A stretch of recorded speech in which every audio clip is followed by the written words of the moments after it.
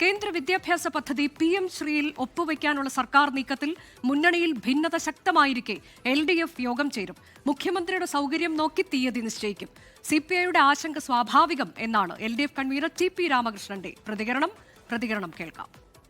അടിസ്ഥാന പ്രശ്നങ്ങൾ ഉയർത്തുന്നതിൽ തെറ്റില്ല. PM ശ്രീ പദ്ധതിയെ സംബന്ധിച്ച് CPM അതിൻ്റെ നിലപാട് വ്യക്തമാക്കിയിട്ടുണ്ട്.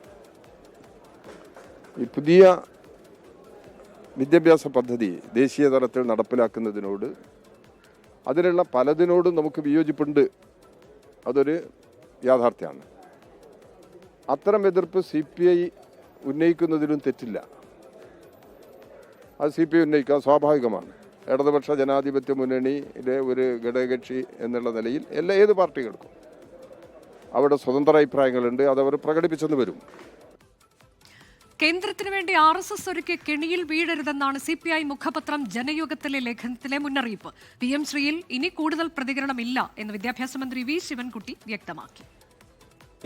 ഇപ്പോഴും ഒരു കടുത്ത എതിർപ്പ് തുടരുവാണല്ലോ. സുപ്രീം കോടതിയെ സമീപിക്കുകയാണ് വേണ്ടത്. തമിഴ്നാട് അങ്ങനെ സമീപിച്ചു, കേന്ദ്ര വീതം കിട്ടിയെന്നൊക്കെയാണ് പറയുന്നത്. അപ്പോൾ അതിൻ്റെ അകത്ത് എങ്ങനെ സർക്കാർ ഞാനത് പറഞ്ഞു കഴിഞ്ഞു, ഇനി വീണ്ടും ആവർത്തിക്കേണ്ട. R ശ്രീജിത്താണ് വിശദാംശങ്ങളുമായി തത്സമയം ചേരുന്നത്. ശ്രീജിത്ത്, ഇതിൽ വിദ്യാഭ്യാസ മന്ത്രി നിലപാട് കടുപ്പിച്ചിരിക്കുന്നു എന്ന തരത്തിലേക്ക് ആ നിലപാടിൽ ഉറച്ചു നിൽക്കുന്നു, അതിലൊപ്പിടാൻ പോകുന്നു എന്നൊരു തീരുമാനം കൈക്കൊള്ളുന്നു എന്ന ഘട്ടം വന്നപ്പോഴാണ് വീണ്ടും CPI അവരുടെ എതിർപ്പ് ശക്തമാക്കി തന്നെ രംഗത്തേക്ക് എത്തിയത്. മന്ത്രിസഭയിൽ ചർച്ച ചെയ്യുന്നില്ല, ചെയ്യാതെയാണ് ഇങ്ങനൊരു തീരുമാനമായി മുന്നോട്ട് പോകുന്നത്. പക്ഷേ വിദ്യാഭ്യാസ മന്ത്രി നേരത്തെയൊക്കെ ചില വിശദീകരണങ്ങൾ നൽകിയിട്ടുണ്ട്. എന്തുകൊണ്ടാണ് ഇങ്ങനെ ഒരു തീരുമാനത്തിലേക്ക് എത്താൻ നിർബന്ധിതമായത്? ഫണ്ട് ലഭിക്കുന്നില്ല, അങ്ങനെ പല കാര്യങ്ങൾ ചൂണ്ടിക്കാട്ടുകയാണ്. പക്ഷേ CPI അവരുടെ നിലപാടിൽ ഉറച്ചു നിൽക്കുന്നു. കഴിഞ്ഞ ദിവസം റവന്യൂ മന്ത്രിയുടെ പ്രതികരണവും നമ്മൾ കണ്ടതാണ്. ആ ഘട്ടത്തിൽ LDF യോഗം ചേരാനുള്ള തീരുമാനം ഇതൊരു സമവായത്തിലൂടെ എങ്ങനെ പരിഹരിക്കാം എന്നതാണ് കരുതുന്നത്. അനുജ, കേരളത്തിലെ LDF സർക്കാരിന് മുന്നിലും ഇടതുപക്ഷ ജനാധിപത്യ മുന്നണിക്ക് മുന്നിലുള്ള ഒരു നയപരമായ പ്രശ്നമാണ് PM ശ്രീ പദ്ധതിയുമായി യോജിക്കണോ വേണ്ടയോ എന്നുള്ളത്.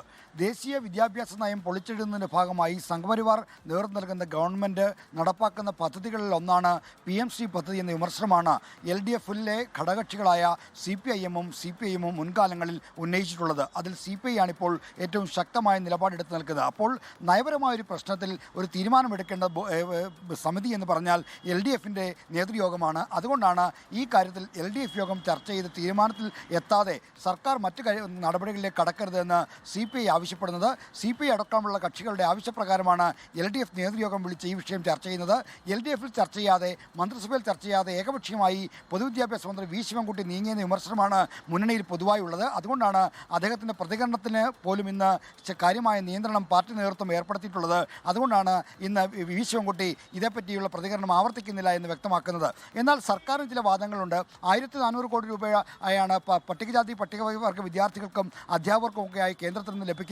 ഈ തുക നഷ്ടപ്പെടുത്തി മുന്നോട്ട് പോകാൻ കഴിയുന്ന സാമ്പത്തിക സാഹചര്യം കേരളത്തിനില്ല എന്നാണ് പൊതുവിദ്യാഭ്യാസ വകുപ്പ് ചൂണ്ടിക്കാണിക്കുന്നത്. എങ്കിൽ പോലും ഇതൊരു നയപരമായ വിഷയമായതിനാൽ LDFിൽ ചർച്ച ചെയ്ത് തീരുമാനമെടുക്കാതെ, മന്ത്രിസഭയിൽ ചർച്ച ചെയ്ത് തീരുമാനമെടുക്കാതെ വകുപ്പ് ഏകപക്ഷീയമായി പോകുന്നത് ശരിയാകില്ല എന്ന് കണ്ടുകൊണ്ടാണ് ഇപ്പോൾ LDF യോഗം വിളിക്കുന്നത്.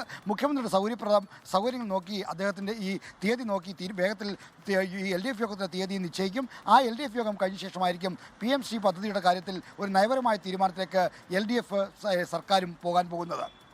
ലോകത്തെവിടെയായാലും ഏത് സമയത്തും 24 വാർത്തകളും ഓഗ്മെന്റഡ് റിയാലിറ്റി പാക്കേജുകളും എക്സ്പ്ലെയിനറുകളും വിശദമായി കാണാൻ ഞങ്ങളുടെ YouTube ചാനൽ നിങ്ങൾക്ക് സബ്സ്ക്രൈബ് ചെയ്യാം.